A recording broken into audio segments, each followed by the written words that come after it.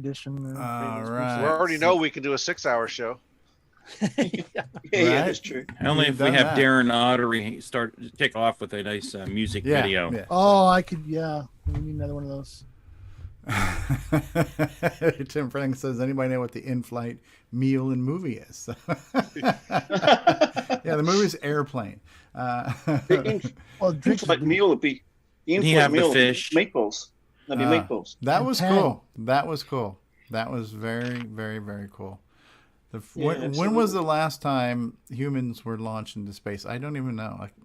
Well, the Russians have been doing it for a while. Well, how long is ISS there anybody on the ISS right now? Yes. Yes, there is. How long is that person? How long has he been there? It's manned 24/7. There's been somebody in space for 20 years, constantly. Yep, it's continually manned 24/7, and it was 9 years today since they launched the last space shuttle mission. So the last time they launched any American astronauts from American soil was 9 years ago. Wow, but everything else has been Russia so far. We've been paying Russia to launch our people. Right. Yeah, because the Soyuz is absolutely indestructible, and so Quality people ships? have. What's that, Tim? Oh, the Soyuz quality ships. They work. Unless you put a drill to them. Right. No, just put some Capcom tape on it. It'll be fine. Oh my goodness! So people have been being launched into space, but this is just the first time it's been from America. Well, it's the first time a private company has done it ever. Okay. Yeah, that's true. Yeah. And I think a decade period or so. Wow. Last shuttle mission. It's yeah, 9 years. It's such a shame that we got so jaded. I remember as a kid the first time things were launched into space. Watching it on a little tiny black and white TV. I remember the first time, people went on the moon, and that was like never had been done in history. And it was an amazing thing. And then since then, throughout the 70s and 80s, it seemed like they were just shooting shuttles up so often. It's another shuttle. Who cares, So we kind of the magic of it seemed to kind of maybe not be as appreciated as much. So TV kind of ruined it too. Yeah. If you've seen a launch live, it is completely different. I've never actually seen a launch live, so I for me, either. But I do. For me, Go ahead. For me, this thing is just like this is just as exciting to me as what the initial first space shuttle launch was. And I remember that first space shuttle launch, 81 or 82 or whatever, 81 I think it was. 81. And yeah, the reason why I wanted to just watch this undistracted was because all the lead up stuff I just find absolutely fascinating.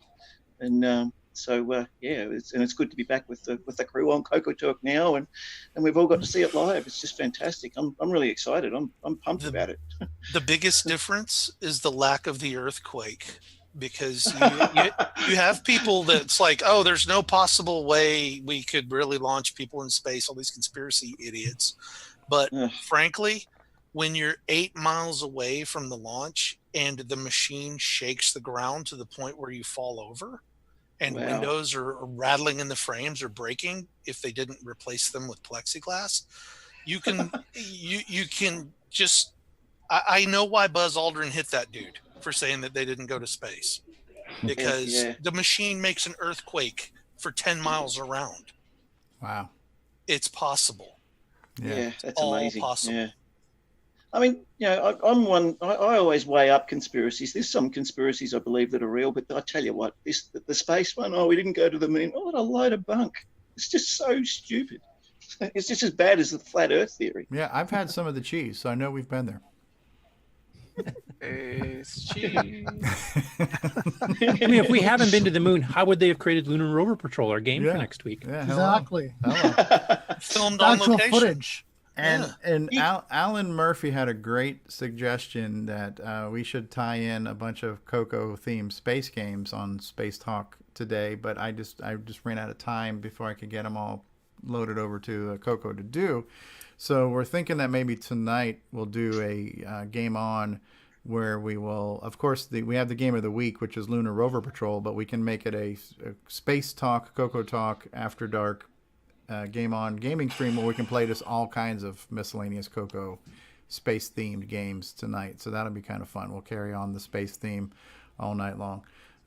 Favorite Lionel Richie song too.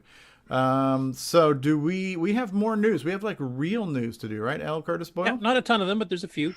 All right, so we're going to take a commercial break, and we'll come back with news from L. Curtis Boyle, everyone's favorite Canadian. It's time for everyone's favorite Canadian, L. Curtis Boyle.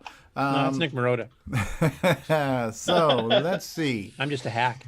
I got to see what commercial I want to run. Have we done the PSA yet? Which commercial are you going to break?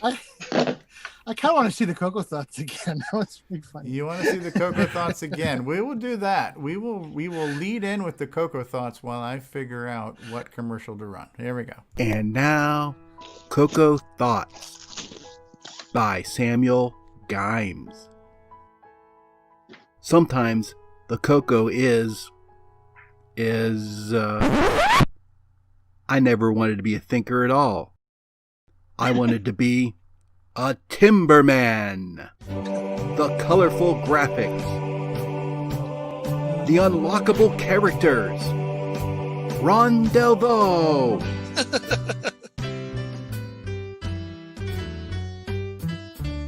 I'm the Timberman and I'm okay. I sleep all night and I chop all day. He's the Timberman and he's okay. He sleeps all night and he chops all day.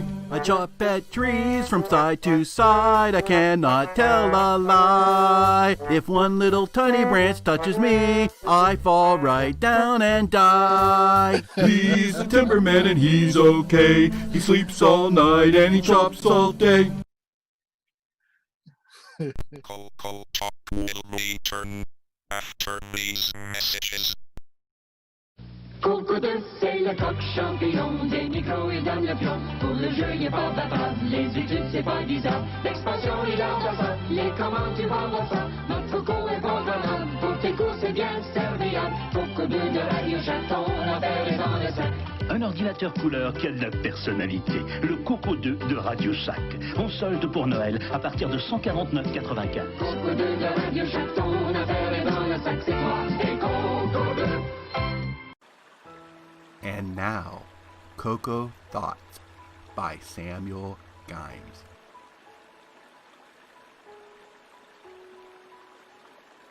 If you're using your color computer in Quebec and it stops working, is it now a CoCo won't do? Hi, Ron Delvo, Timberman, Coco Fest, CoCoTALK.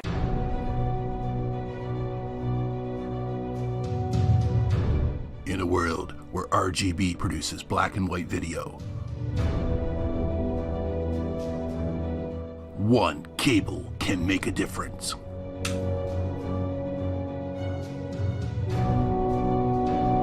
Switcheroo. CoCo3SCARTcable.com. Hey, have you got your CoCo 3 yet? Hi, this is Rick Adams, author of Temple of Rom and Shanghai, and you've tuned into CoCoTALK, the nation's leading live talk show featuring the Tandy color computer. What's going on, everybody? Original Gamer CoCoTALK here, and if you're a fan of vintage computing and retro gaming, then you're going to love our retro swag shop at 8bit256.com. There you will find custom designs by Instagram artist Joel M. Adams. You can get I'm a Coconut, CoCoTALK, and other cool video game images on a t-shirt, coffee mug, or mouse pad. So if you love retro, then head on over to the retro swag shop at 8bit256.com today. Tell them the Original Gamer CoCoTALK sent you.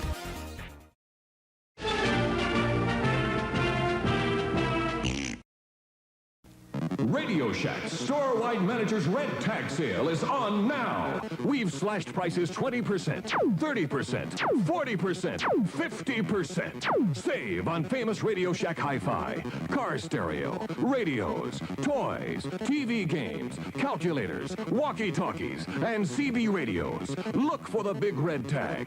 Save like never before on these and literally hundreds of red tag specials. Hurry into Radio Shack today. Hi, this is Randy Kindig of the Floppy Days podcast. I just love me some CoCo, and nobody covers it better than Steve Strobridge. You're listening to CoCoTALK. From around the world, what you need to know. Get caught up on news with L. Curtis Boyle. And now a Muppet News Flash. All right, we are back, and we are here with news, and we've got our foreign correspondent from that third world country known as Canada. And that flat third world country. At least it's a real country, unlike Australia, which is obviously fake. That's right. So. Yeah, we don't exist. L. Curtis Boyle, what is new in the world of news? We are dying to know. It's a Muppet Newsflash. Should I be Beaker?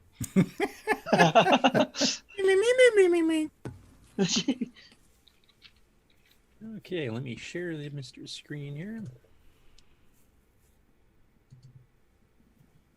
You guys see that? Yeah, I can. Okay, so first up, I'm got these probably a little bit out of order here, but yeah, thanks, Curtis. Actually, this first one's right. I have to switch between my browser and another app for one of the news things. I'm not sure I'm going to do that. CoCo Mech keyboard there. Yeah, and that's Gary Becker, of course. Oh, Gary Becker. I didn't recognize. Yes, that's Gary Becker. Where's the Becker port on that CoCo then? Yeah. So anyway, this is thanks to James Diffendaffer. Sorry, he posted a link in Discord this past week of the Central Texas Retro Computer Club online meeting for May the 2nd. Now on this call were like Brendan Donahue, Gary Becker, says a few CoCo people, some other Tier City people too. But Gary was kind of giving a little bit of an update on the GIME-X stuff here, so I thought I'd play this because I don't think a lot of people got to see this before. So no, let me know if the volume's okay. Everybody see this one? Yeah. This bring it is up a notch. The inside of Color Computer 3, Tandy Color Computer 3. Is there anything on the keys? Yeah, they're kind of light. This is an aftermarket keyboard. Oh. Let me see if I can maybe get a little bit better video on that. Gary, is that one of Ed Snider's keyboards? Yes, yes. Yeah. Oh, okay. Beautiful. Yeah. Yeah, they're a lot more rugged than the original one is. Oh, yeah.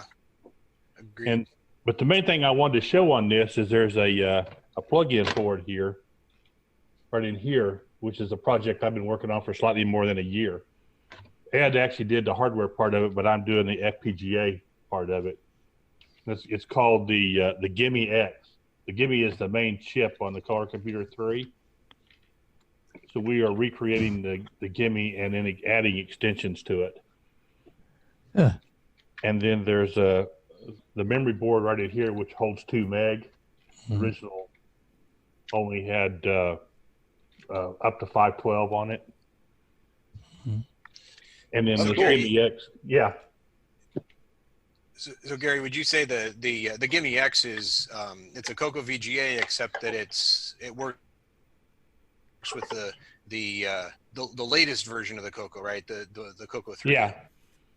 Yeah. It's awesome. Yeah, it gives a few more video modes. The original Color Computer, was limited to 16 colors max, and I've actually added 256 color mode to this.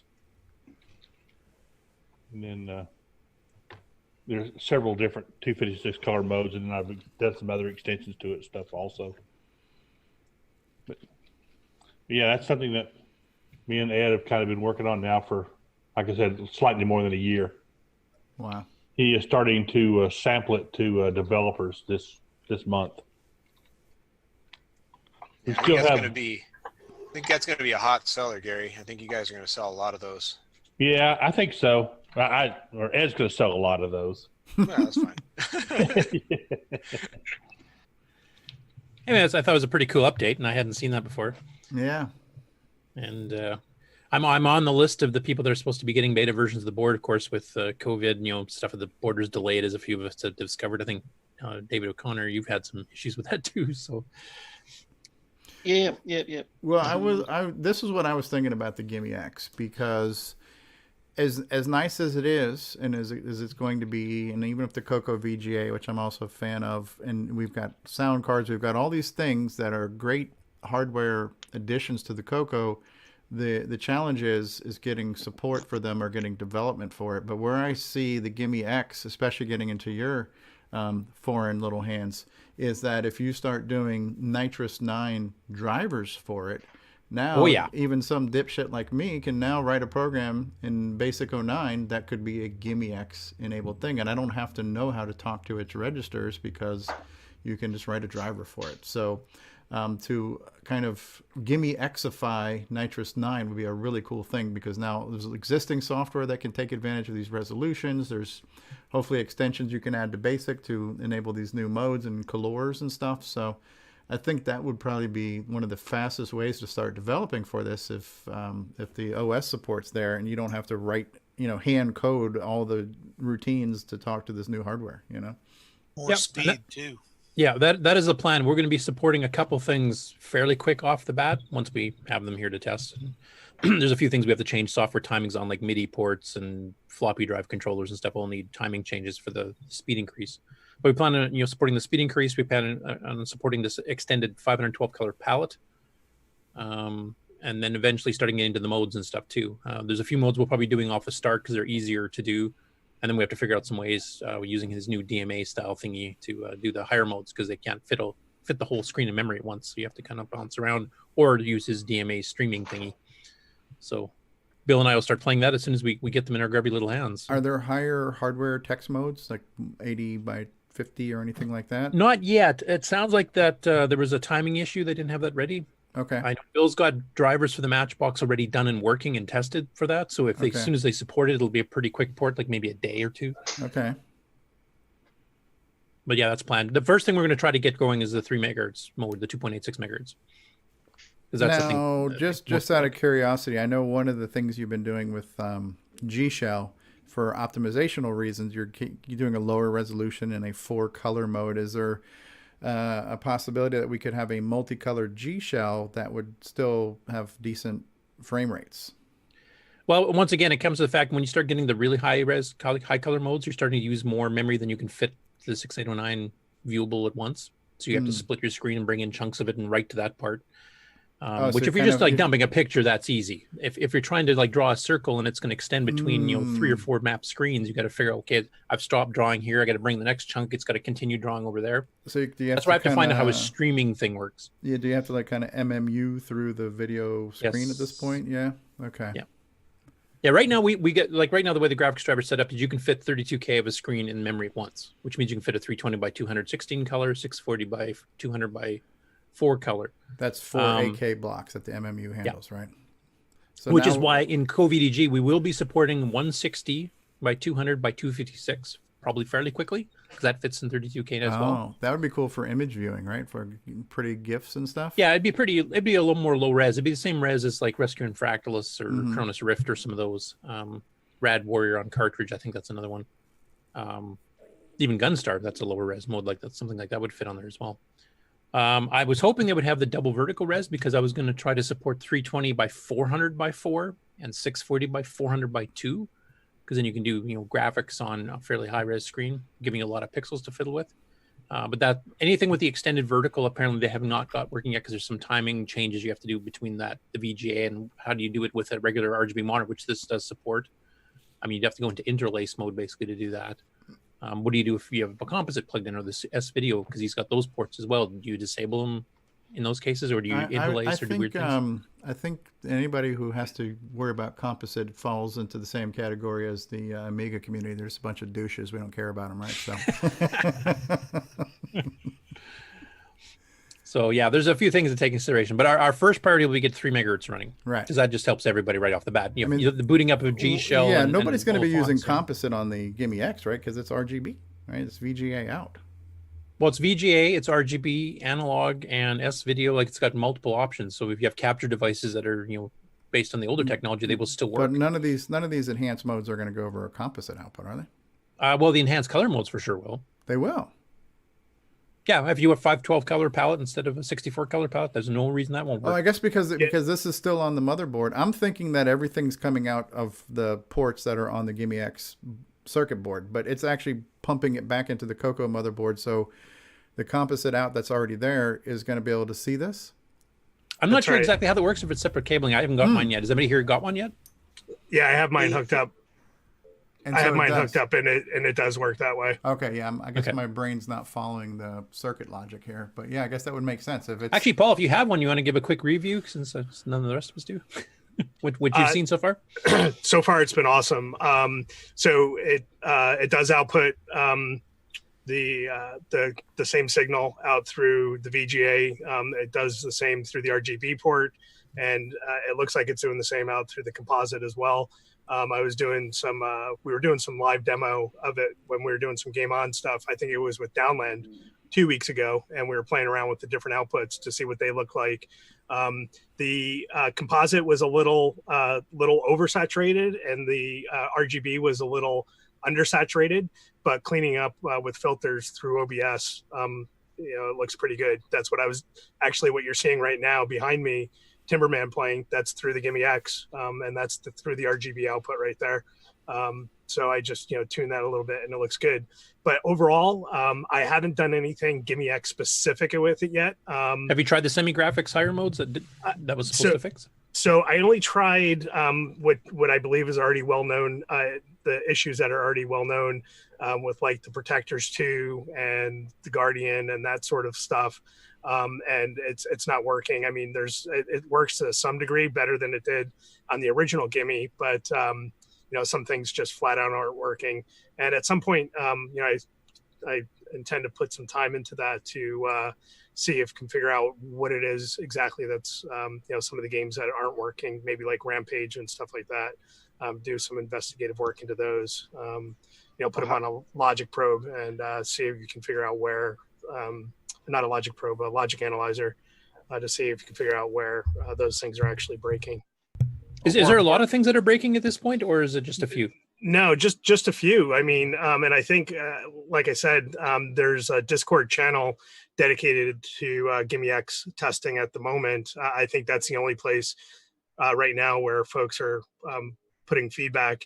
I think I've sent a couple emails to Ed. I've yet to hear back, but I think so far, that's been the primary mode of collaboration for folks to stay on the same page as to what they're testing. But I haven't found anything really other than what's already been discussed that doesn't work. The Rampage is one of them, and the semi-graphic stuff. Yeah, so I'm assuming that the other higher semi-graphics mode games, of which there's a couple dozen that Stevie and I have shown before too, I'm assuming all those are working. It's just the oddball ones that did mixed text and graphics using subparts of each scan line, like Protectors 2, and then Guardian uses that weird overscan mode. Yeah, it's like 48 scan lines. I'm not sure bytes per scan line. 48 bytes per scan line. Yeah. Okay, so if the regular semi-graphics works, I mean that's a huge improvement because Nick Moretti's came up with that little poke you can do on the Gimme to fool it to kind of fake semi-graphics, but you can't do any text at all. And from the sounds of it, I think the GIME-X will handle all the regular text just fine. It's only if you start doing the mixed mode stuff, or mixing the characters. Has anybody tried like Audio Spectrum Analyzer? That's a perfect one to try. That's semi-graphics with text, or like PackTac or something like that. Those are. I haven't tried those yet, Stevie, but definitely put them on my list. Give it a shot. Yeah, I believe Ed had said that he tried a couple of those, and those are working. Okay. So. I have an update regarding the GIME-X and PAL CoCo 3s as well. As we know, I think I mentioned last week that I hadn't been in touch with Ed yet, but I had an idea maybe that Ed and I could exchange a couple of motherboards from our CoCo 3s. I've got two PAL CoCo 3s here.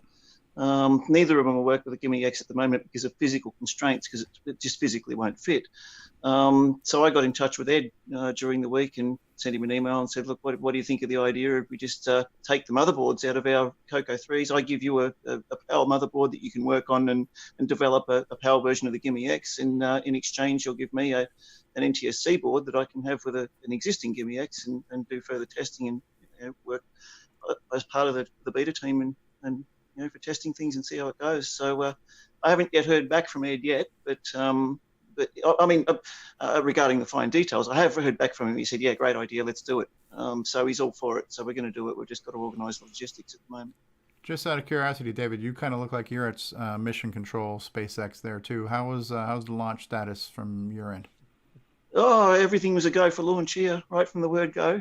All the modules are working properly, the real-time clock's working properly. It's everything was go here, and it's all been controlled from a CoCo 3. So the Dragon, the Dragon and CoCo, they're all related together. So yeah. Excellent, excellent. Yep. Definitely looking forward to it. I mean, we'll be able to support some stuff out of the gate fairly quickly, and then some other stuff is going to take some planning. Kind of good to see Gary Becker again too, because I don't think he's as connected to people online. So there's people we can see on Discord and on Facebook a little more frequently. Gary is the guy I typically only see once a year at CoCo Fest, so I didn't get a chance to see him this year. So it was good to see him. And I heard at one time that somebody was saying he was in ill health, and he seems to be okay here. So hopefully he's recovered from whatever was ailing. Good to see him. Okay, next up, Jason, I'm going to skip one story and save that one for last, just because I have to switch between apps to do a full throw of that.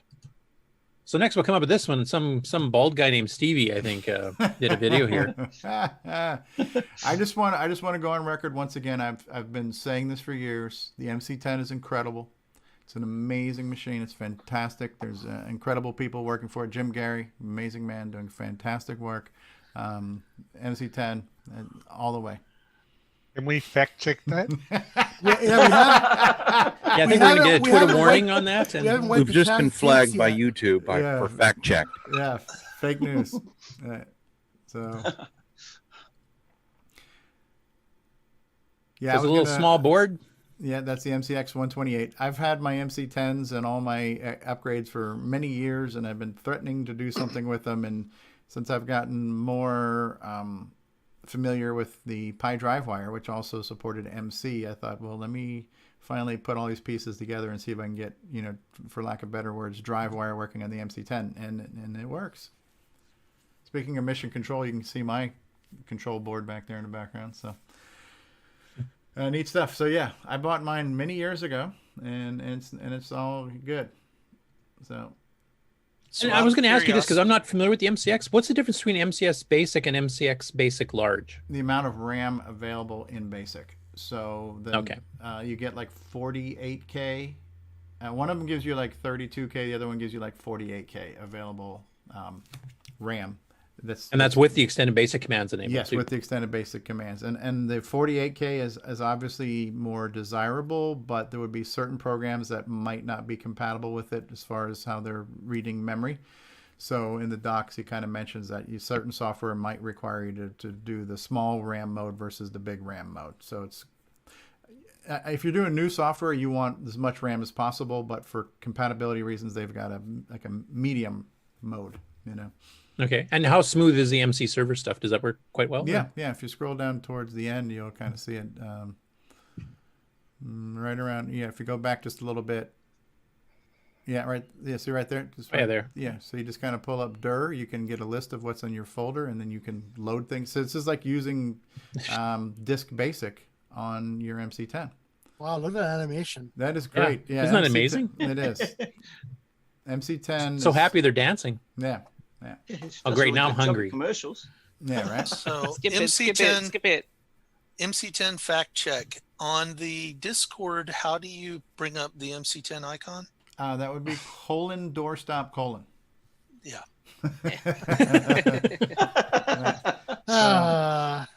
Yeah. So this Stevie's love runs hot and cold. It does. Yeah. Now my last question on the my last question for Stevie on the MC10 is how do you find the keyboard for typing? It's incredible. It's fantastic. It's amazing. That bad, huh? I just saw the Twitter fact check flag come up again here. It was bigly successful. Bigly successful. It's huge. The keyboard. I think you meant amazingly horrible. So I had promised Mikey that I would do this as I'm further trying to learn Pi DriveWire. This was on my list to do, but part of it was me finding where I'd tucked away my MC10s. They were in a box in my garage somewhere. So, and part of me learning Pi DriveWire is to learn it without asking people for help and just seeing if I can read the documentation, figure it out based on the documentation, and I was able to do that. So, that means my documentation is worth something. Yeah, it's passing the Stevie test. That was it. Yeah, that was one of my criteria for the ease of use documentation too. And then I actually sent it off to John Schaller then too, because he's new to the CoCo period. I mean, Stevie does have a fairly good base knowledge of the CoCo, maybe not OS9, but he helped the last revision I just did here last week too. That's been updated too for rank beginners. Well, I was going to ask you too, what's the extension C10 supposed to stand for? Because I noticed you have some basic programs and some assembly with the same. They're cassette. I think it's a cassette file. It is. So it's exactly the same as the CoCo cassette file. The actual formatting is exactly the same. I don't know really. I think they just wanted you change the extension just so that you know that particular cassette is for MC10 versus CoCo. Yeah, because usually it's called the basic tokens are not compatible. Exactly, not all of them are exactly the same in between MC Basic and CoCo Basic. So it's kind of like the dragons are different than the CoCos too, then. Right. You can actually load the cassette file into any of them because the actual sounds, bits and bytes, the formatting of the data on the cassette is the same, but if you're using a different basic tokenizer, it's not going to recognize it. Okay. Now, does the MC10 have an ASCII mode for transferring back and forth? It does not. Oh, really? I think there may be something in MCX Basic, but I'm a little rusty on that. Yeah, I was just going to ask if they'd fix that in MCX. So here's the cool thing about MCX Basic, similar to DriveWire. Let's say you want to start writing software and typing in software on your MC10, but how do you save it? Are you literally going to plug in cassettes and save things to freaking cassettes? I would hope that answer would be no. So you set up an MC server and you boot up with your MCX Basic, you can now save to disk. You can do a save M, a save or save M, and save your file to the mounted folder that you have in your server. So you can now you can work on your MC10 and save software to your PC, which to me, that makes perfect sense. I would not want to save crap out to tape or save it to a WAV file somewhere else. It just doesn't make sense to me. So it's pretty cool. And it's just something that I had not done, and now it's done. History has been made. Yeah, and I'm hoping if the MCX Basic supports the ASCII save, you could actually have a program you wrote years ago on the CoCo that uses some extended basic low res or medium res mode, then transfer it over to. It's definitely there's really good documentation on the MCX Wares site from Darren Atkins, and I pulled those up, and I don't have them all committed to memory, but there's a link to that MCX Wares site in that video. So that'll take you straight to the project page from Darren, and you can get not only the basic documentation that tells you all the commands to do stuff in basic, and I also referenced the MC server documentation to kind of understand some of the back end part of it too. Between those two docs and Mikey's doc, I was able to figure all of this out. And that was kind of my goal, because I had 100 people that said, oh, let me help you, I'll help you. And that's great, but I want to figure it out, and I was able to figure it out. That was part of the fun. Plus, that's the way you help beta test the documentation. Yeah, that was part of my promise to Mikey too. Is that listen, I'm the idiot abroad, so if I can do it, any idiot can do it. So, and that's why sometimes I feel like I'm mean to some of you guys in like the our little bit closer community. I say, can you please read the documentation and please give me feedback on how that went for you. I want you to help me improve the documentation. So. Basically, if Stevie did it, then that means that I wrote it well enough for Stevie to understand. And I'm thinking, there might have been one thing that I had to extrapolate on my own, Mikey, and that was on the MC side. You mentioned the set path, I think it was called, or set dir, and trying to type that command into the PyDriveWire terminal window. It would not take that command, but the error message it gave me, it said type in MC space help. And then when I typed in MC space help, I realized there was a whole bunch of commands that started with MC for MC10. So I think it was MC space set path space path. But I don't think the MC commands were in the documentation. So I had to, based on what I read, I stumbled across what I needed to know from the built-in help of the DriveWire server, but I don't think those were actually in the document. But so for your feedback there. Thank you. Yeah. Thank you for the feedback. Yeah. So are you planning on doing any follow-ups on this, Stevie, too? At some point? Yes, and because MC does not support the PyDriveWire version of MC doesn't support a few things, I'm gonna wait. on that, or maybe run the other MC server off of my Cocoa Pi or something. But right now it was a proof of concept, and I know I can do it. So now I want to figure out a way to organize a library, because there's so much software, thanks to Jim, Gary, and a few others. How to figure out a folder structure for the library, and then just they're in a hodgepodge of formats. Some of them are in WAV format, some of them are in that C10 format, some of them are in these CAS formats. So it's a mixed match of how people are saving out the images to the software. Some of them are actually just bins, where you can actually load them to a bin. And I don't know that all the full gamut of formats are supported in the Pi DriveWire version of MC protocol just yet, but I know they will be there. Yeah. So Wave CAS and C10 is definitely there, because that's easy. Wave file support is partially there, even though in the documentation I say it's not really, I say it's not there, but it actually is, and that's because I'm not sure if it's working, and you actually found a problem with that, so I'm looking into that problem right now. And bin file support, are there actually bin files available for the MC10? If you know where those are, please tell me, because I couldn't find any when I looked. And anyway, well, Flagenbird and Pac-Man would be the equivalent of a bin file, wouldn't they? If you just saved them out in that format. Well, they essentially are bin files that are packaged into those C10 files, but we're looking for an actual bin file on its own. Like a raw. Yeah, raw right. bin file. Anything in the cassette format, whether it's CAS or C10, is completely supported. Oh, so you're looking for something straight out of an assembler? Yes, an actual .bin file that we can try to load over. Was Lost Valley Pinball like that? Well, here's the thing. I don't know about the tools that we had in the past, but the tools that we have right now to build software for the MC10, they actually produce like an S-record file, Motorola S-record file. Okay. Yeah. They don't even produce a bin file. And the reason why is because if you think about MCX Basic, there isn't such a thing as a bin file. It didn't have an operating system. So this is something new for MCX Basic, that the original MZ server actually supports the bin file format that you have from the CoCo. Well, that's what I was wondering. Like, Lost Valley Pinball was a Radio Shack. It was a binary file. ML binary game. Yeah. So it is a binary. And I do the same thing for DW Term MC10. The assembler just creates an S-record file, and the binary that produces gets put right into that gets converted into a cassette file, because MakeWave or something, I don't remember. I think I use bin to CAS or something like that is the tool that I use. Actually converts it to a cassette file. So if there are bin files for MC10, that's the reason why why it's not currently there. But I do. If somebody is releasing stuff in a bin for the MC10, I do want to support it. Yeah, it's in the documentation. So it's in the MCX Basic documentation that it does support the ability to do it. And so the original command in MCX Basic before this upgrade was cloadm, because that's how you had to load in that pinball game. So cloadm existed.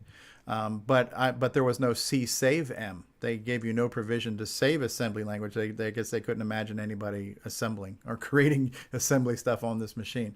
But there was a cloadm command to load a binary file from cassette. The extension has been loaded now to do a loadm from MC, which is like their DriveWire. And so now the question is can we find a native bin file that's not packaged in a DSK or C10 or CAS file format?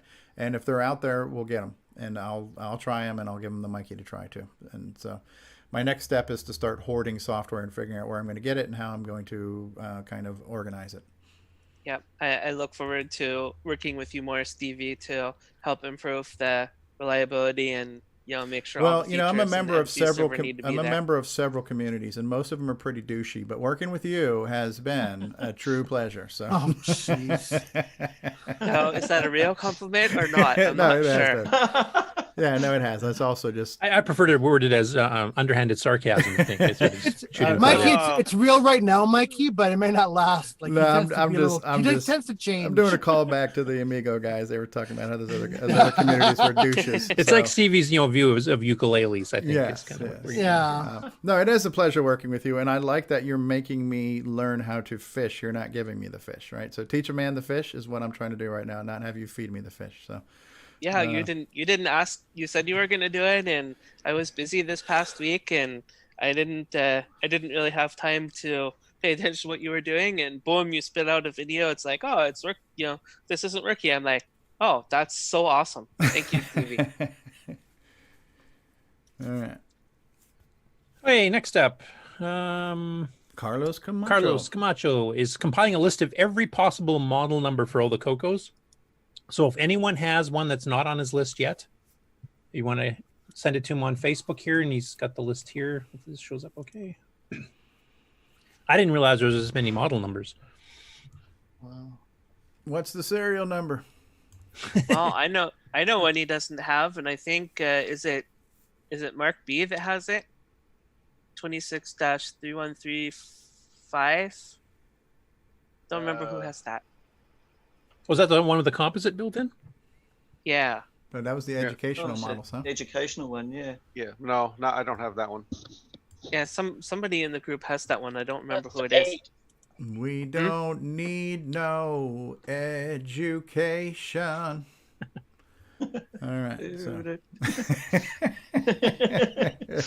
And the role of soundboard today is played by StevieStrow. Poorly, but poorly. We're sorry. Next up, this was a rather cute one, Alan Huffman. I was hoping he was going to be on here to kind of explain this. He does this little program here that basically does random and actually spells the word CoCoFest. So he said that's a hidden Easter egg. They knew about CoCoFest 40 years ago when I wrote Basic. And you look at the code, and yeah, it's using random, type thing. But then he actually explains how the whole trick works. And this is, part of Microsoft Basic because it's not really random. So you can kind of like fiddle it to do anything you want it to do, really. And he, shows the original video that did it on the C64 using the same technique, because that was also a Microsoft design Basic, to get them to spell certain things. He goes through the whole explanation of how all that works. And I was hoping he'd be on because I didn't get a chance to fully read it and comprehend it. But maybe we'll get him on next week. He can kind of go through it. Curtis. That looks like has to be read freshly after being properly caffeinated. Yeah. Yeah, that's why I was going to have Alan explain it, so I can just sit back and have a beer instead. The choice of the seed. Alan Huffman doesn't need caffeine. That's true. Alan Huffman is caffeine. So he'd turn into a quivering fork of Jello if he had caffeine. Yeah, right. Well, actually, he does have caffeine. He has Jolt Colas whenever he can get them. So. Yeah, it's the way that he's seeding it, because once you find the sequence of bytes in the pseudo-random sequence that's going to come out repeatably, you just pick your right starting point, and then it'll show whatever message you've kind of picked. Yeah. And then the last one, if you've been following Erik Gavriluk, he's been doing this thing. Now, Display is a program that was written by a mathematician, a professor, I believe, actually, showing three-dimensional graphics that was done on the CoCo 1 and 2 back in a Hot Coco magazine. I remember I had this program. Actually, I used to fiddle with it quite a bit. You can design points, up to 26 of them, and then 26 lines between them in 3D space with X, Y, and Z/Z coordinates. And then you could rotate them on all three axes. You could zoom in and zoom out, move them left to right, up and down. And he's done a release here just, I think, last night or this morning, actually, where he's got the original version fixed up to run with disk. Okay. Other than that, it runs the same speed as the original did. Then he's got this new one where he's optimized it. Okay. He's even added a little bit of support for the 639, though he said it's not as optimized as it could be. And then the CoCo 3 version, he is using a more modern assembler on, and he also has a special enter key thing, which basically just means it doesn't redraw, it doesn't clear the screen first, it just redraws over top, so it kind of gives a neat effect. But I was going to show you guys the difference in speed between them here. Okay. Now, is there a way to change my share? Do I have to stop and then reshare to switch apps? Maybe if you drop down under shares, you can maybe pick something else. And just want to remind you to remind me when you're done. There was two more things I wanted to add to the whole MC10 thing before we move on to something else. Well, if you want to do it right now, because I don't see anything here for me to let me switch, so I'll stop sharing. You can Okay. Okay. Say whatever you want to say, and then I'll share the other screen. So, yeah, and again, I'm not an expert. This is all new to me, so I'm just sharing with you like I'm the kid who just found out about this kind of stuff. But so the original MC10, right, the stock configuration was 4K. Tandy sold a 16K add-on where you could go up to 20K. But for whatever reason, how they designed it, the video memory all worked in the onboard 4K that's on the motherboard, and so by adding external RAM, you could not get more video RAM, so you were limited to basically a 3K graphics screen on the MC10. Now, people have done hardware hacks where they've upgraded the internal RAM to 8K. You've seen some things like that. You've showed some videos from that. And when I was reading the article on Darren's thing, the MCX Wares, he was saying that, but when you do that, that creates a problem with the MCX 128, but he showed how to fix it. One of the pins has to go to ground or something like that. The advantage of having 8K on board on the MC10 is we could now get a 6K P Mode 4 type screen. And so it is possible. And with a slight change to that modification, you could then add the MCX 128 on top of that. So you could have a single page of a P Mode 4 screen plus all the extra bonus features. Now, because I don't know how to do any of these things, I sent a message to Ed Snider on Discord saying, hey, listen, I'm going to get my MC10s out. I would love to have one of them with a composite mod. And would you also be able to do that onboard 8K upgrade like is in that blog where I could still use the MCX 128? He says, yeah, no problem. Just send it to me. So now that I have my 2 units out, I'm going to keep one stock with the RF out, but I'm going to send one to the Zipster to get composite mod and the onboard 8K, because there is some software written for the MC10 that does do high-res graphics, and I look forward to being able to play with that in one of my units too. So I will add to that too. If he does another patch for MCX, I don't know if he has, but if you enable 8K for video, you can do the 6K, P Mode 4 or P Mode 3 screen. The other thing you can do is for P Mode 0, 1, and 2 is you'll have enough room to do page flipping. More pages, yeah. Yep, so you can actually do smooth animation where you draw it on the off-site version of the screen and then switch, so you'll get rid of flicker, etc. too. So. Doorstop 10, Mikey. I thought you'd like that. No, Super doorstop. I take offense to that. I've been saying for years the MC10 is an incredible machine. It's a fantastic product. Amazing things are being done with this machine. Hey, my MC10's even better because it's my MC10 speaks French. Oh, oui. Oh, you have the Alice? I have the no. The microcouleur. Remember, I have the microcouleur. Microcouleur. Yes. Ordinateur couleur MC10. Okay. All right, Curtis, what do you got for us? Hey, the last one is just to show you that the Erik Gavriluk's display programs here, because I got VCC up and running. Is his nickname on Facebook Mr. Happy? It should be. Mr. Nice Guy, right? So, you guys seeing that? I see it, yes. Okay. So he's got 3 samples, and I think these actually came on the original Hot Coco. It's Diamond, which is the one he showed in the demos. He's got a cube, and he's got the word as a 2-dimensional thing, but you can flip it around in all 3 dimensions. So I probably won't show them all here, but display itself is the original, basically patch for disk. Display 2 is his optimized one. Display 3 is basically the same optimized with a couple extra features on the CoCo 3, which most doesn't do too much. I'm going to demonstrate here, so I won't demo that one because it's speed-wise the same. But I just want to show you the amount of optimizations he did. So let's switch over here. I'll run the original one first. You can see what the original Hot Coco version came out as. And Simon Jonason's done a bunch of stuff like this too. Yeah. Are you doing this now, or is this doing it itself? No, I'm doing it. Oh, okay. Did you hear my keyboard? Yep. Now this, you'll see the VCC is kind of botching the colors a little bit here, but. Right, we shouldn't have So a there's white border. Your Z rotation, your X. No, are now you doing this, or is it doing it on its own? No, I'm doing this. You just hold down the so keys. Based on the keys you press, you rotate it on a different angle. And you can shrink. Wow. And zoom, and if you move it over a little bit and then start rotating, it'll actually rotate around the center point you've created. Oh wow! Now I would love to see. Cool. Is there a battle zone that does this? That has this high resolution that's already out there for the CoCo? Rommel's Revenge, the Dragon one, actually uses this res. Okay, this is just totally reminding me of Battle Zone right now. Totally. Yeah. So anyway, that's what the original demo. Almost looks like the Star of David right now. L'chaim. Okay, so. So I will And I exit didn't that mean- I one. didn't And mean now David we'll run O'Connor either. display 2. This is the one that Eric's been working on. I missed that, Stevie.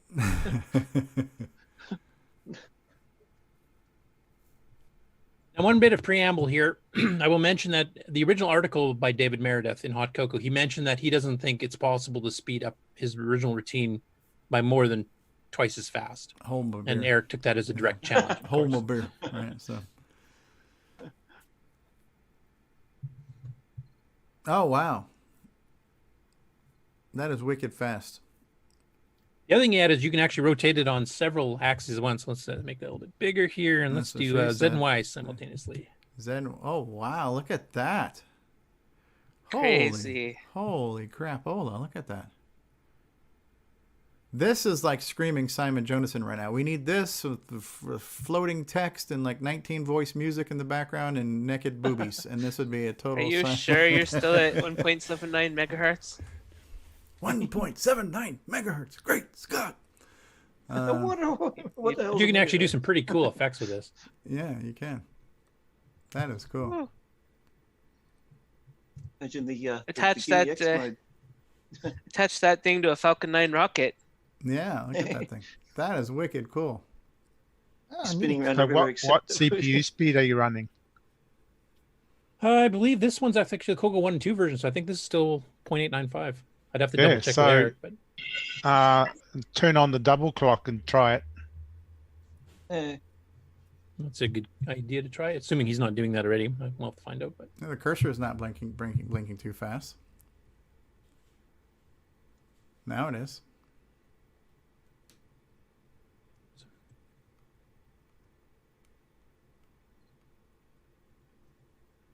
is that any faster?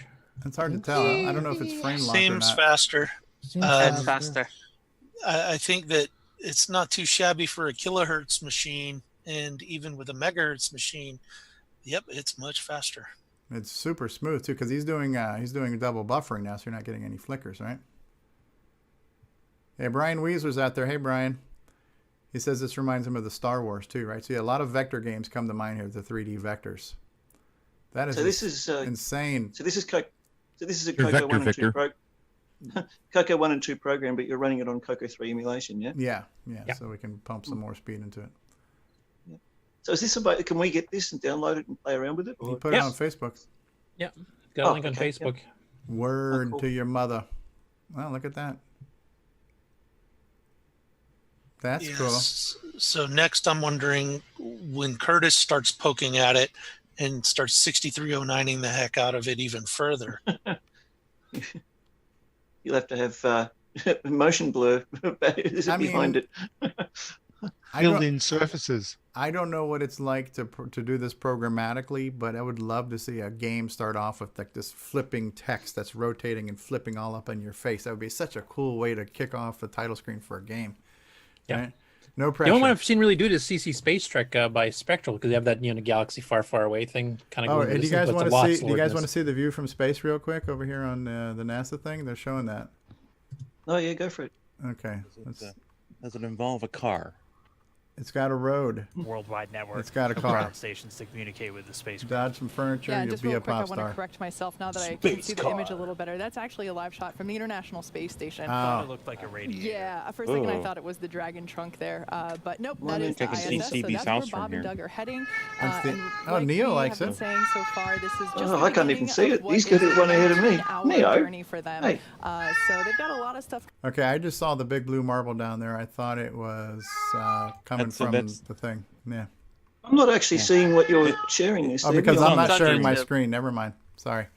Oh, okay, right. See it on the stream, but Just not here. imagine outer space looking stuff up there. It was really good. It was excellent. It's fantastic. Incredible. Hey, it's on my. I got it up on my Zoom Brown, window. man. Okay, Mark. Oh, yeah, Reed's got cool. it there. Yeah. All right, Curtis. Sorry about that. It looks flat to me. That's okay. So that display program, like I said, you can download it from the link in Facebook that Eric put up, which has both versions on there. You can create your own. There's What a little was language if you type What was help. the thing about the third version? You said it was not wiping the screen or something? Can Yeah, you, basically it leaves the trail behind. Can you show that just so I know what you're saying, but I'd like to see it. I like trails anyways. So instead of doing the double buffering, it's just leaving screen pollution as it moves around. Yeah, it's to me, it honestly wasn't that impressive. But okay. Steve's having flashbacks. Having flashbacks. Unrecognized. Oh, I'm still inside their own language. The language itself is actually pretty easy to use. You define points based on the 3 coordinates, X, Y, and Z. Mm-hmm. And you define up to 26, and then you just type in lines. So you define your points A through Z. And then you want a line between A, B, and D, F, or whatever, and you design that, and then you display it, and then you can run all those rotations and zooms and stuff on whatever shape you make.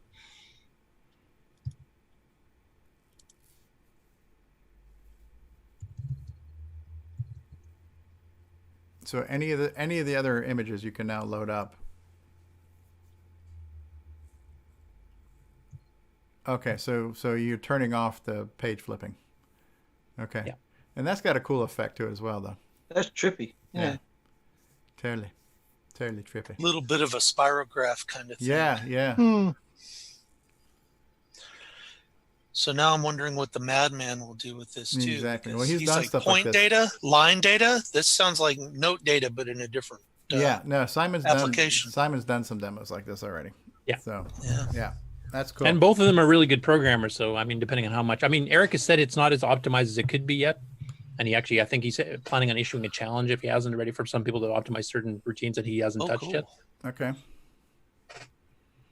Very cool. And that's Curtis, the news. It's time for you to optimize.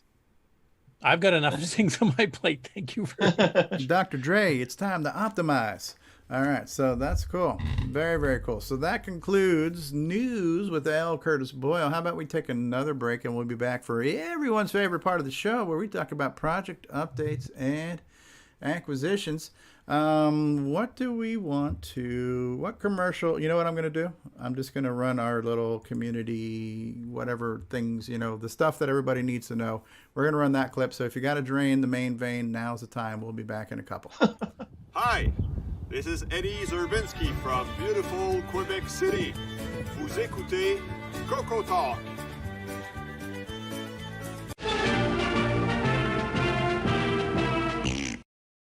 As you're enjoying CoCoTALK, we also want to remind you about the CoCo Discord server. This is a place where people come to connect, to ask questions, to provide answers, to share information, and to socialize. So when you're done, why don't you head on over to the CoCo Discord server and we'll continue the conversation there. The easy to remember link is discord.cocotalk.live. See you on Discord. CoCo123 is the Glenside Color Computer Club community newsletter that's been in publication since 1985. While the Rainbow magazine may be gone, it doesn't mean you still can't have a cool CoCo periodical. Head on over to the Glenside Color Computer website at glensideccc.com and then click on the Documents link to view all the past issues of the CoCo123 newsletter. Not only can you read all of the past and present issues, we'd also love to hear some submissions from you. So if you'd like to send an article, a column, something to talk about, maybe even a program listing, send an email to glensideccc@gmail.com. We'd love to hear from you.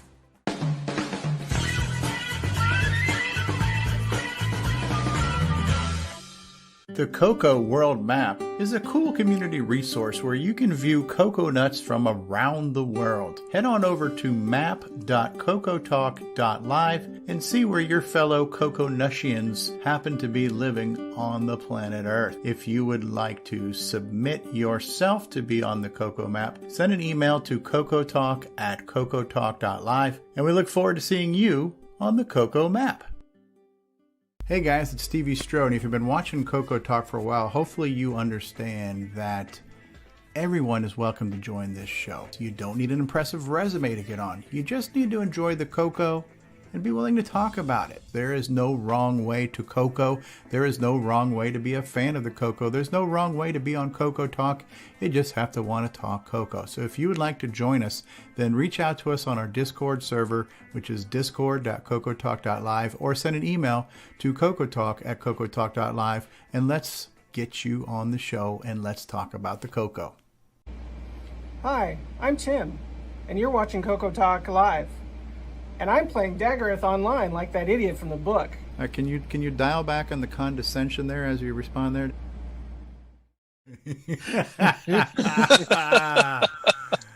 Oh, that's an Oscar moment right there.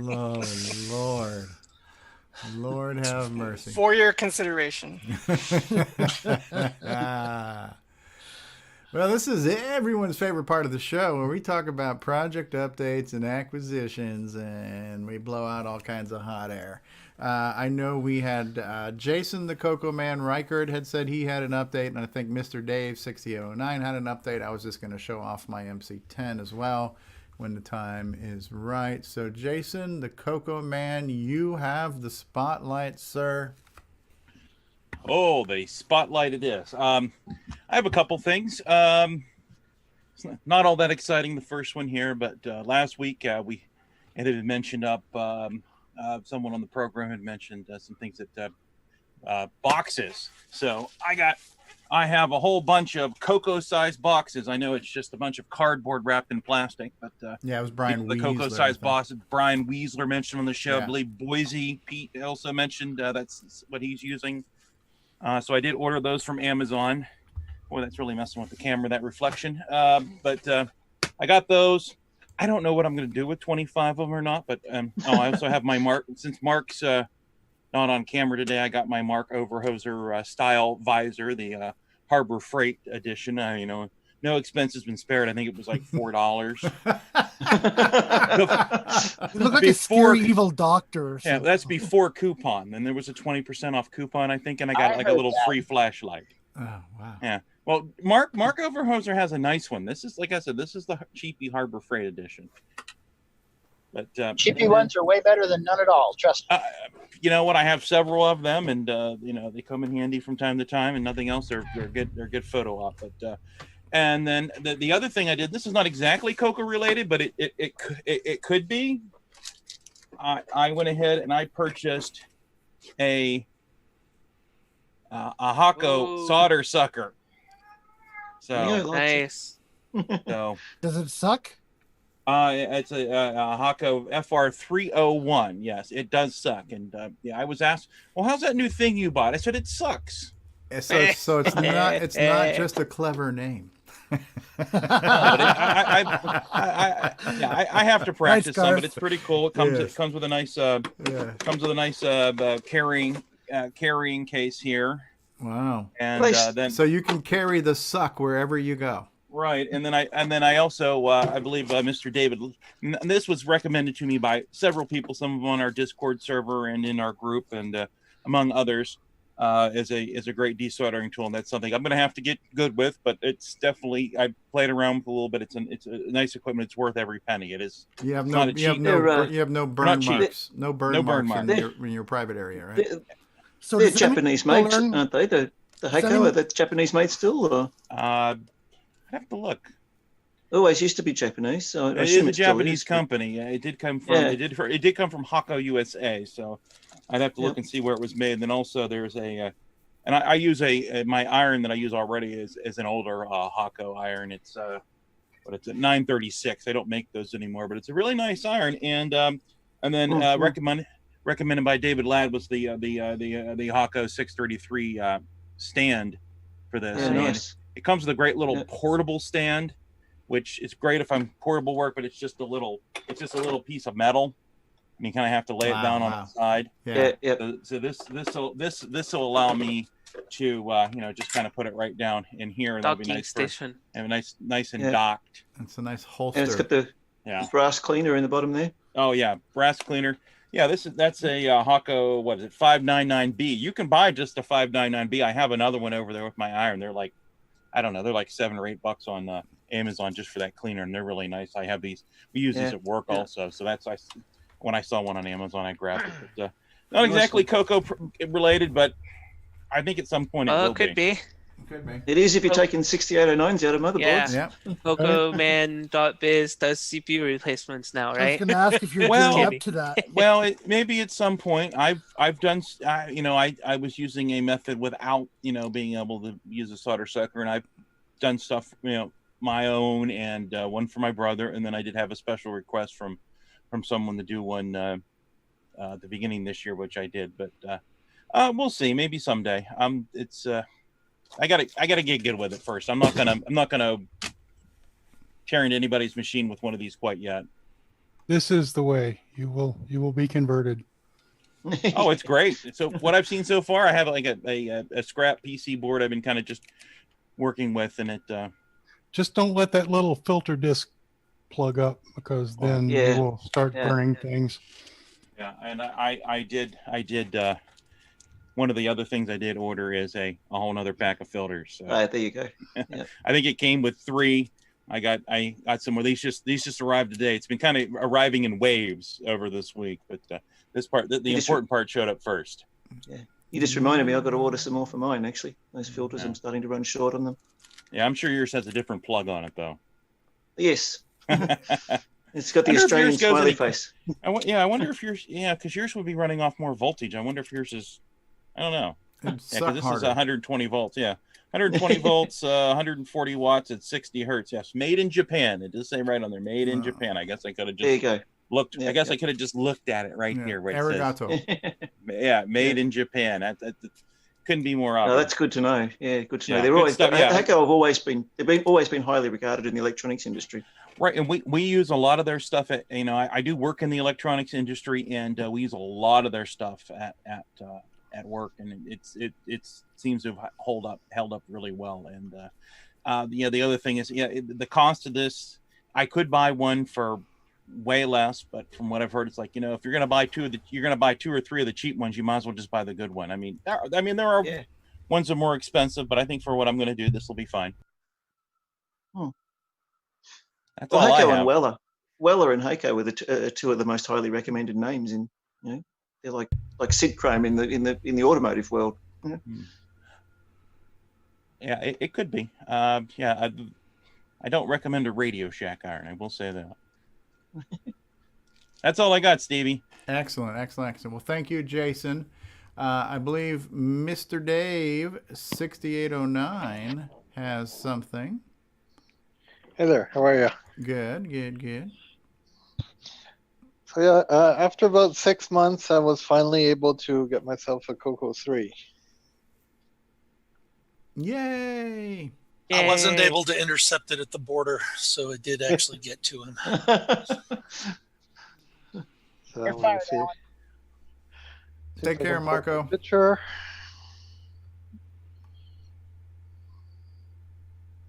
Okay. There we go. Can you see it? Yes, it's a beauty. Wow. Okay. So here's the hardware I got. I got a nice CoCo 3 128K deluxe joystick. Love that monitor door. Oh yeah, monitor with the door. That's how you know it's fake. It's photoshopped it. Got a nice monitor, multi-pack interface. The disk drive runs smooth like a Cadillac. I was really surprised. Nice. Really. Yes, baby. It's the first time I put in a floppy disk in about 20 years, so I was impressed. Cool. Mr. Dave Ladd 6809. And even more impressed is... So taking that multi-pack works with the CoCo 3 all right then. Now here's the swag I got with it. Oh my God. Oh, nice. Look at that. You got a table full of goodies. On the left, we got 24 issues of Rainbow magazine. Wow. Which are really thick. Lots of OS 9 stuff. Very incredible. Lots of games, books, all the documentation for the joystick, for the monitor, you name it. There's an original Puyan cassette with the book. I've got Rampage, Robocop, Malcolm Mortar, Sexter, Math Bingo, Tetris. I'm sending off to a buddy. And there's 70 floppy disks, including a lot of Rainbow on disk. Wow. And the floppy disk filer there, too, with the flip top. Yeah. It's a pretty good CoCo 3 starter kit. Yeah. You have to check the archive to see if you have any missing Rainbow on discs. Yeah, there's quite a few in there. I was... Yeah, if you can upload any missing ones to the archive, that'd be great. Okay. Let's see what we're missing. What was that So, yeah. beige device underneath the floppy disk carrier? Device under the floppy disk carrier. I'll have to look at that in a second. Okay. So I never had this monitor, and I was really impressed with it. CM8, yeah. That is nice. Holy When I grail opened up of the the CoCo, monitors. Yeah, if you've only ever ran composite RF, RGB is like night and day. Oh, absolutely. So he's here was a surprise. He's bringing back When I the opened up the CoCo, Okay. 68B09. Socketed, yeah. ZIF That's socket. That's a ZIF socket. Oh, yeah. Wow. Nice. Wow. That's cool. You got it easy, man. yeah, I know. Yeah, so that's it's already a 6309. That took like So that was an 1 aftermarket minute. upgrade, though, right? Yeah, it was done by some kind of tech shop. They actually put a sticker and re-extended the guarantee. Oh wow! And Oh, they all put right. a zero insertion force socket, so I can swap CPUs. So basically, I can swap hot swap cartridges all day, and I can just keep changing No, the you CPU. can't. Just popping a new one now and then, and that's good. Just have to swap the CPU I can fry at my the same time. CPU. I don't care. What you do is you just press Shift-At to pause it. Then you lift up the bar, Got a pull hole out the in the CPU, case. put it back in there. Do not right? So- attempt this at home. Actual advice. The Gimme Do also not had attempt it at all. the Gimme also had the locking mechanism on it. Yeah, they ran away after a few months. Yeah. Wow. Look at that keyboard. That's sexy. What the heck? Good up. It's Mr. Dave, man. Here comes Sid. So here, here it goes. I already lined up for it. It's not That's a really installed cool yet. I was keyboard. just testing the waters. That's neat. What else we got? Yeah, that's going to be a nice one. What else we got? Okay, acquisitions. You want to see some non-CoCo acquisitions? Sure. Ooh. Here's some Arabic MSX I got from Egypt. Wow. 2 cartridge Hmm. slots, too. It's like a multi-pack. Is that the one you posted the picture in Stream of Consciousness where you were having it print on the screen, Mr. Dave 6809? Oh, it's possible. Okay. If at first it boots up in Arabic, but if you hold down the control button, it'll go right to basic and it'll boot in English. I'd like to see a screenshot of what booting to Arabic looks like. It's hard to imagine. Is it everything written backwards? Yes, from right to left. From right to left, right? I So. could, yeah, I could pull that up in a minute. What else? So that's my MSX I got. I also got a nice little Atari. Nice. Wow. Nice keyboard. I remember those. And you can put a 6809 in that. That's right. That's right. A Give it a Liberate try. 09. Here is, what is this? Oh, this was the test screen of the Atari. It would play music and do little video. Oh, neat. Oh. Looks like the same screen as the Radio Shack demo has in it when it plays music. Comes up a little thing with a stave with notes on it like that. What else we got for you? Mr. Dave's been busy buying things up. Cool things too. Yeah.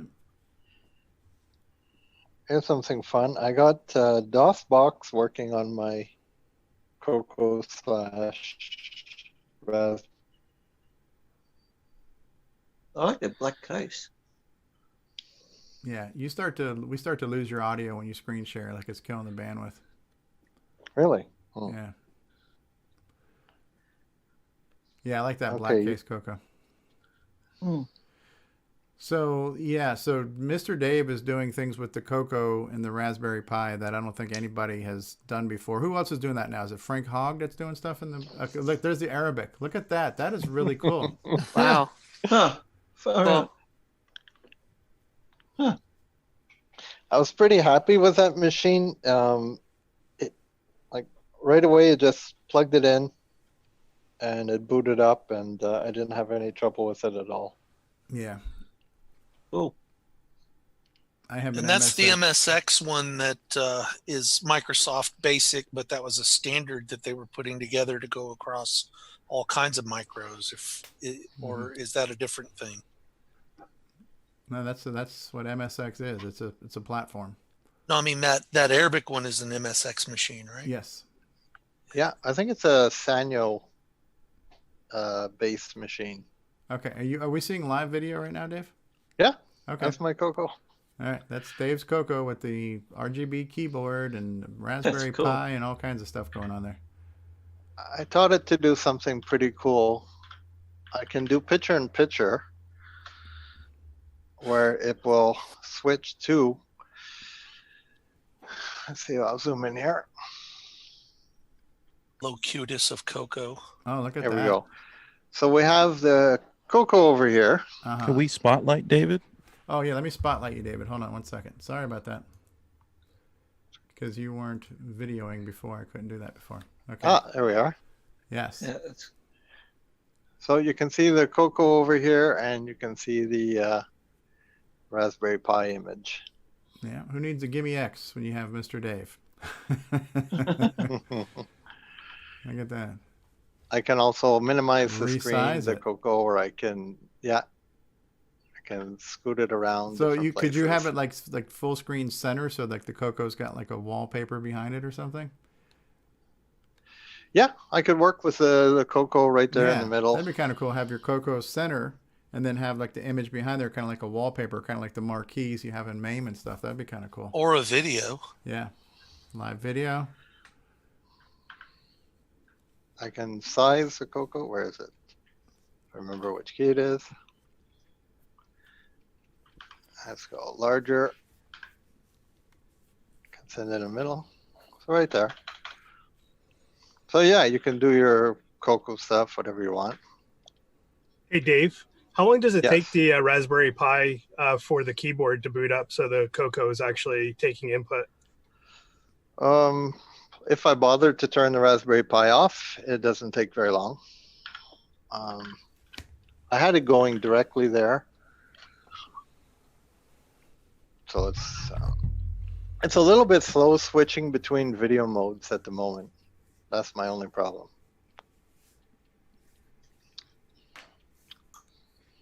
And now we're back on the CoCo. Yeah.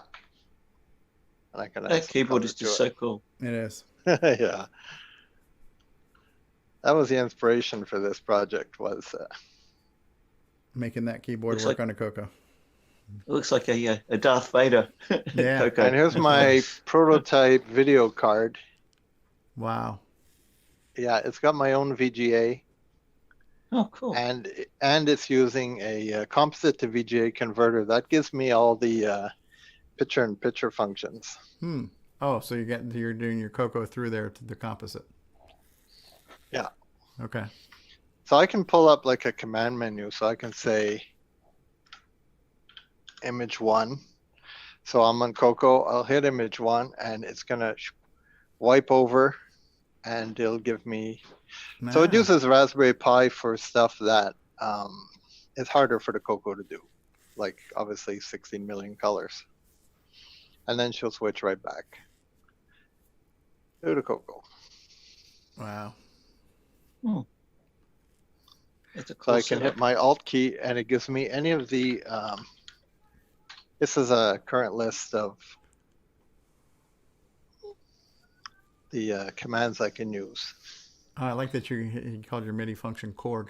That was one of my earlier MIDI keyboard chips I used. Web page. And I still have my hotkeys. I can like just hit a hotkey. Change your color mode, your colors. Burn your fingers. Oops. We don't see it very well in this video, but it's blue. Yeah. Oh, that's neat.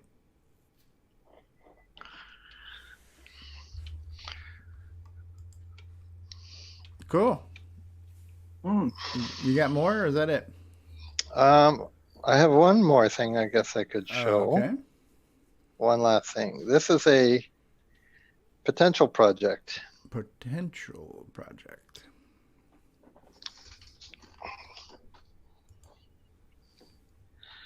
Okay. I'm thinking about putting a Raspberry Pi 4 right in the multi-pack interface. Okay. And so yeah, I don't need a CoCo 3. I could put a Raspberry Pi 4 in the multi-pack interface. And make a CoCo 3. Put a wire lift key CoCo. Yeah. So that's a project concept. Don't email me for one of these. Okay. That is wild. Some weird, wild, wacky stuff there. Very cool, Mr. Dave. You're doing some cool stuff with the Raspberry Pi, augmenting the CoCo in ways that would take just all kinds of FPGAs and everything else. Yeah, it's the best like $35 Yeah. I ever spent. Absolutely. Now, who else was doing something with the Raspberry Pi? Was it Frank Hogg was using the Raspberry Pi to like monitor CoCo ROMs or something like that, or I forgot who it was in the CoCo Pi group on Facebook. Somebody is getting into the CoCo Pi or getting into Raspberry Pis to interface with the CoCo too. I think it was Frank Hogg. Chris Burke. Chris Burke. Sorry, Chris Burke. Yeah. So Chris Burke is doing something like that now too. So that's kind of neat that people are doing that.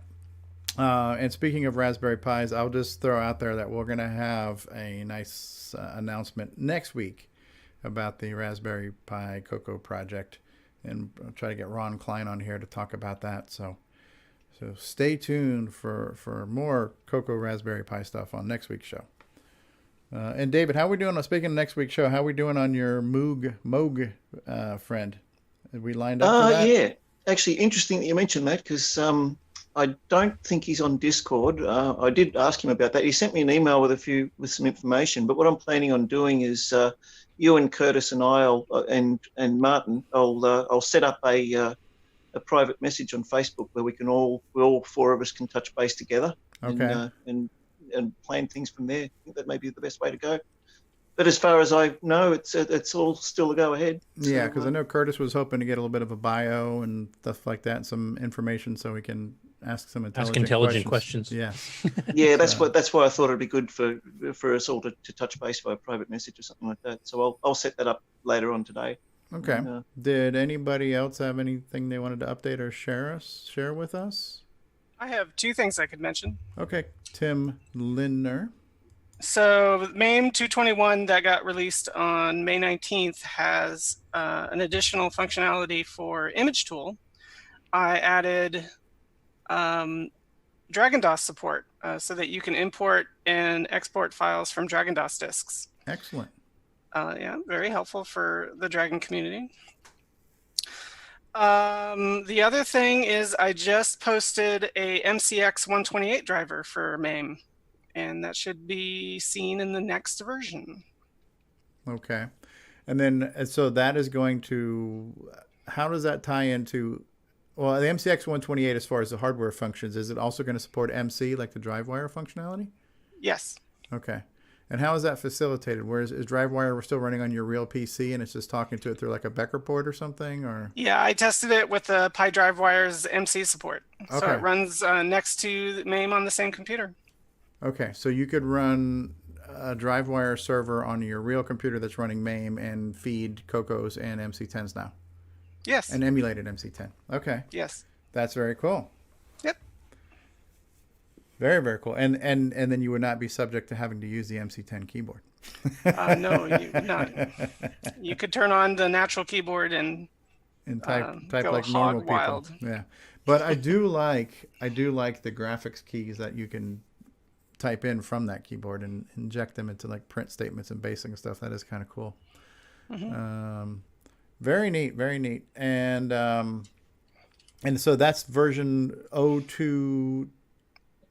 What's it called? 222. It should come out in 222 next month. Okay. So we'll look forward to that. 222. All right. Anybody else have an update? Project update? Acquisition? Story to share? No? Polly Fiscarelli, were you getting ready to do something, or did your camera just happen to kick in? Any updates? You're muted. You're muted. Your lips move, but I can't hear what you say. No, I'm good. I was Okay. on mute. Sorry about that. Okay, no problem. The Pink Floyd references will not stop today. I promise. So my There'll be an endless river of them. Yes, my update was this: that I now have my MCX 128 connected to my MC10, and so that was kind of my project that I did this week, and it was kind of cool. And I'm looking at Ed Snider's website right now on thezipsterzone.com, and MCX 128s are available right now for $40 with the 3D printed case. And I know when I posted this video to Facebook, a few people are asking, is the MCX 128 available? According to thezipsterzone.com right now, not only is that available, but he's also got MC10 composite mods. So if you need to get some Ed Snider goodness for your MC10, it's there on the zipsterzone.com, so check that out. I'm now looking forward to getting some composite mods and some memory upgrades on one of my MC10s. Be like all the cool kids. Cool. What else? Anyone? Have we done it? Have we beat this show to death? Are we done? Are we out of things to talk about? I guess I do have a little bit of a thing. Okay, Rick. I got my CoCo login going, so I can actually, let's see, can I actually share a screen? That would be a question. We have the technology. If we can bring NASA to this program live, I'm pretty sure Right? you can share We a screen. should be able to do this. Can I, let's see, share, I'll just share, and then if I bounce down here, did you follow me to an Ubuntu desktop? We have a terminal window right now. Home Rick. Okay, so let's run Minicom. And just kind of bang into Nitrous 9 here. And if I could type, I would log in with this totally bogus name and password. And so here my Ubuntu desktop is into Nitrous my 9 level 2. Look at that. This reminds me of work back in the day. And here you go with your Beta 5 boot. And then I do have, let's do an extended here, my very, very old floppy disk backup of H1, which I stuck into the thankfully provided H1 image. And so here's stuff from '96 that I never thought I would see again, running on an SD card in CoCo STC. If you type PROC, it should list what windows are on which ports too. Oh yeah, here we go.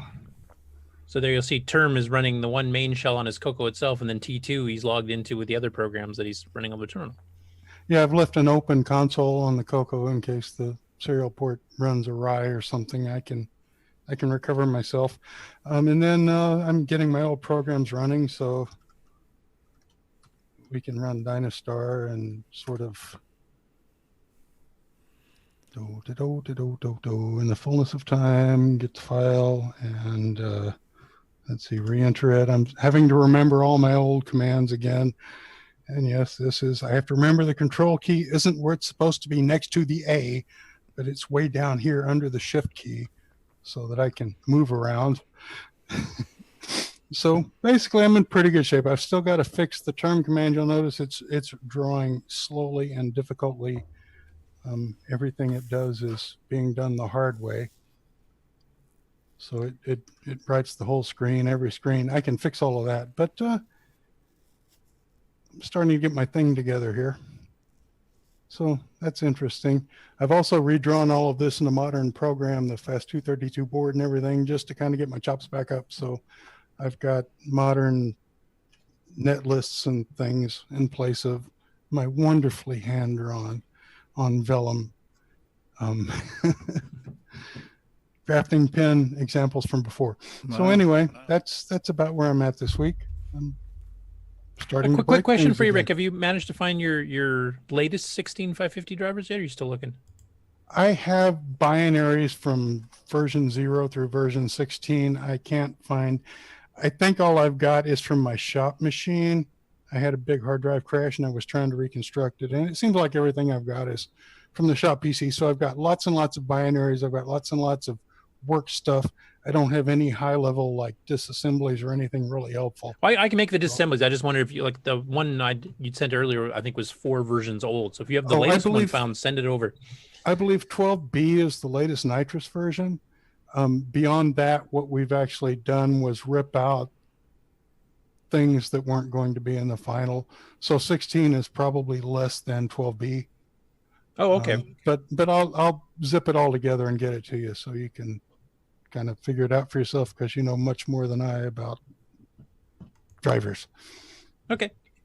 Sounds good. Neat. And then I'm happy to help you get it working with Mega Mini MPI when you get to that point, when you get a disassembly that one can read and understand what's going on in it. Yeah. That was for Curtis. Yeah, no, I've got a Mega Mini MPI too, so I was definitely planning on doing that.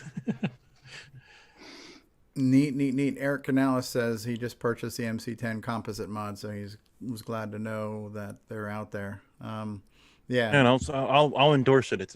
It works really well, and it's not too bad to put in. The composite I think mod? the hardest thing is getting the modulator out. Okay. Someday I'll be able to get an MC10 when I can find one for a reasonable price. Mm-hmm. Well, just to slightly do it completely off the out of the blue, Patrick, what camera are you using there? The image looks really, really good. Really good contrast ratio, good color. Well, it's a Logitech, just a regular old camera, but I've got all of my eBay lights to backlight me with a nice even glow and accentuate the bump on the head. Nice. So No, it's paid off. It looks really even, really neat. Yeah, It looks like it's super it's clear. almost like broadcast camera. Oh yeah, well we've got. Oh yeah, right. That answers my question. Yeah, broadcast lighting. Yep. Super cool. cool. I have to shoot a lot of stuff to sell on eBay because that's my income now. So nice even lighting sells product. Yep. No, cool. Now, That's good.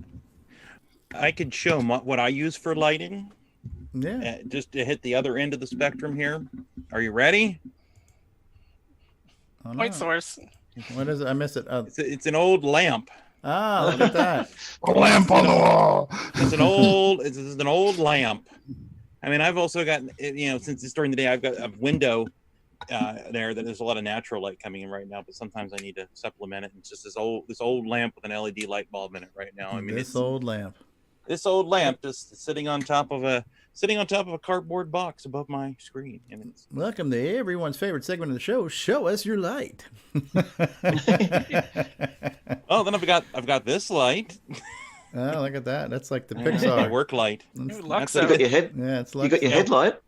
Yeah, You got your headlight, the one you're wearing. There's actually I took the lights Oh, out I of this. put mine away.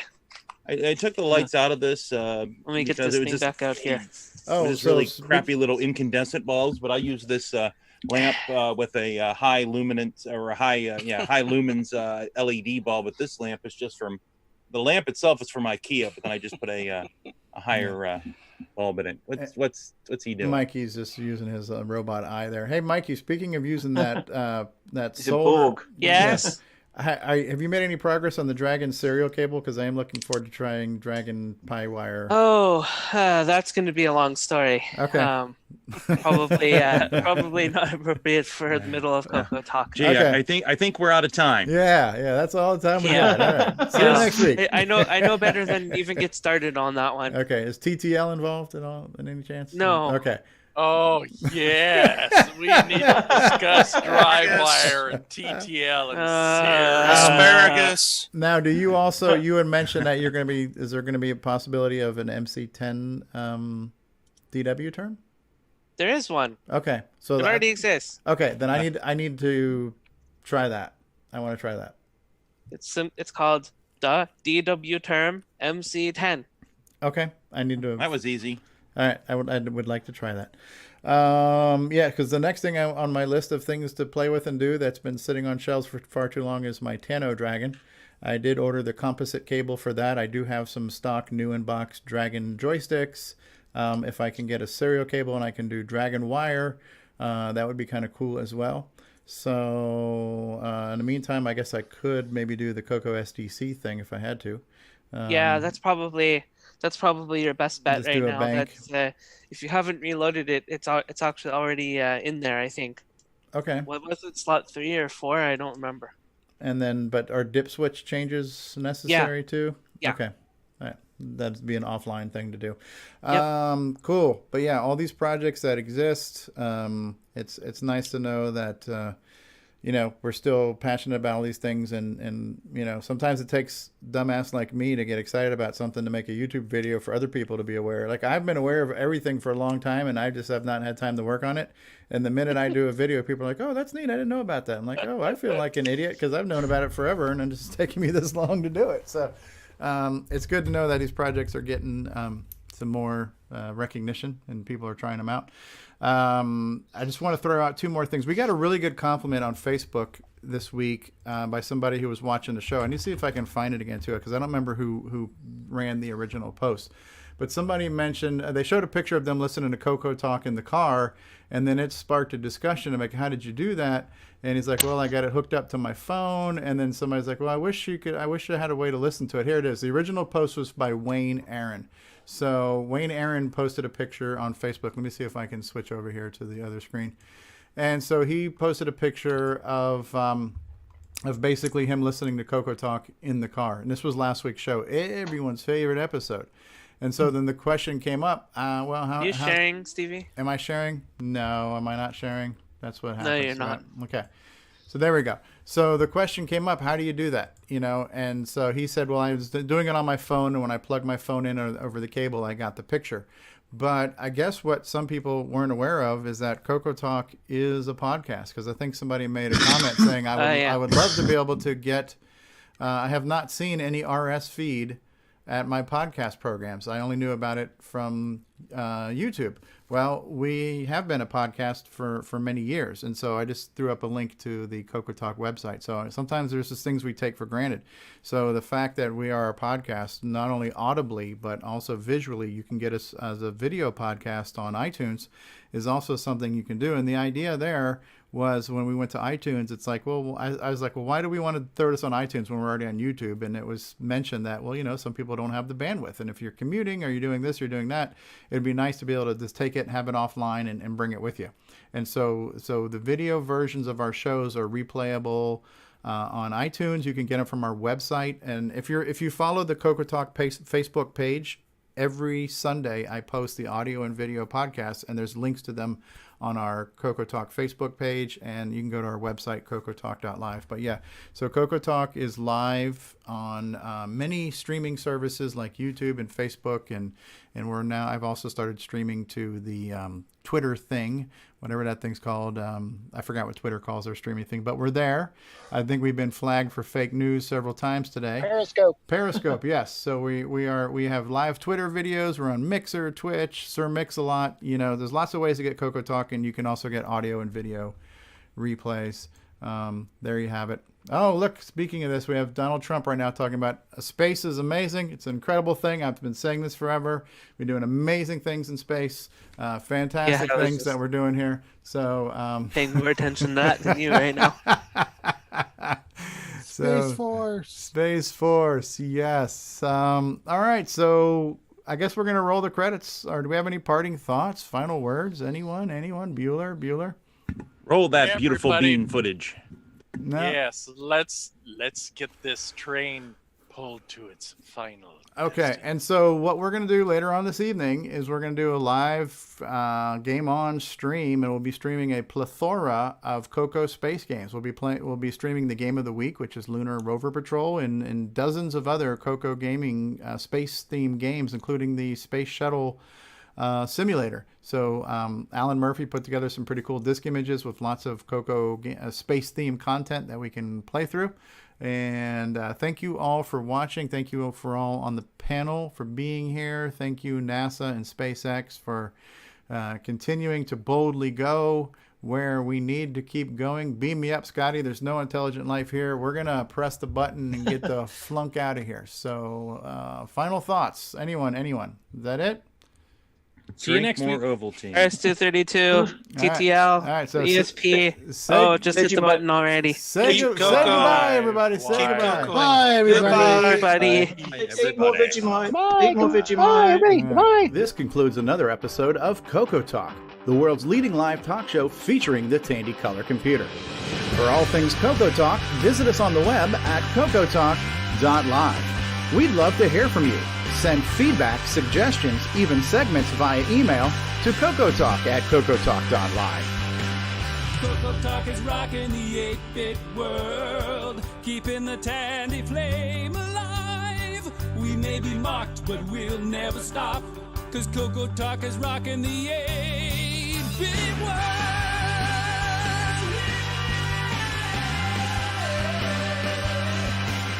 Consider supporting the show with a purchase of merchandise from our retro swag shop at 8bit256.com. If you'd like to become a patron of the show, click the Patreon link at our website at CoCoTalk.live. CoCoTALK is rocking the 8-bit world, keeping the Tandy flame alive.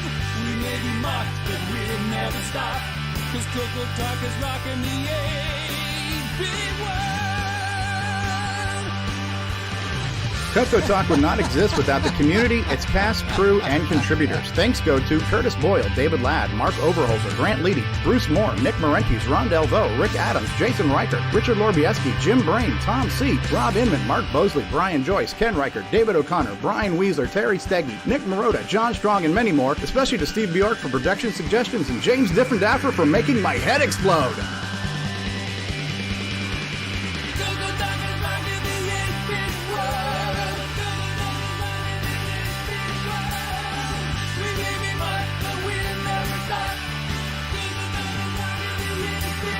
Please help support the CoCo community by visiting some of its various contributors.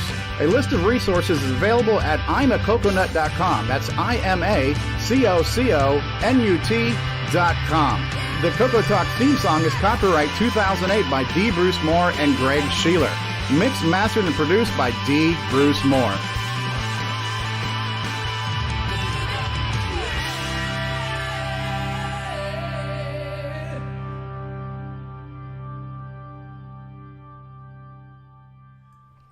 And seeing Terry Steen reminds me to remind you that no furniture was harmed during the making of this production.